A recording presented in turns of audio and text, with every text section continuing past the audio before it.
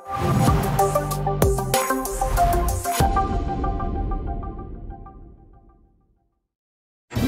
শিকার মহেন্দ্র সিং ধোনি আদালতের দ্বারস্থ বিশ্বকাপ জয়ী অধিনায়ক। যে কি এমন ঘটল মাঠের সাথে? কেনই বা শেষ পর্যন্ত আদালতের কাছে দ্বারস্থ হতে হলো তাকে? কাদের কাছ থেকে প্রতারিত হলেন বিশ্বকাপ জয়ী অধিনায়ক? আবারও শিরোনামে মহেন্দ্র সিং ধোনি, তবে এবার অক্রিকেটীয় কারণে।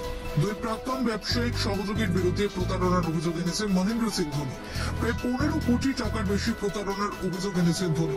এ নিয়ে রাঁচি আদালতে মামলা দায়ের করেছেন মাহি। মহেন্দ্র সিং ধোনির অভিযোগ, 2017 সালে মিহির দিবাকর এবং সৌম্য বিশ্বাস নামে দুই ব্যবসায়িক সংস্থার সাথে চুক্তিবদ্ধ হয়েছিলেন তিনি। সংস্থার নাম ছিল Arko sports and management limited. চুক্তি অনুযায়ী বলা হয়েছিল এই সংস্থাটি ভারত এবং ভারতের বাইরে একাধিক স্পোর্টস একাডেমি খুলবে, যেগুলির নাম ধোনির নামে রাখা হবে। কিন্তু চুক্তির কোনো শর্ত পালন করেনি সংস্থাটি। তবে প্রথমেই ধোনি সংস্থার কর্তাদের বিরুদ্ধে একই পদক্ষেপ নেননি। তিনি চেয়েছিলেন আলোচনার মাধ্যমে সমস্যার সমাধান করার। কর্তৃপক্ষের সাথে বৈঠকও করেছিলেন, তাদের কোনো লাভ হয়নি।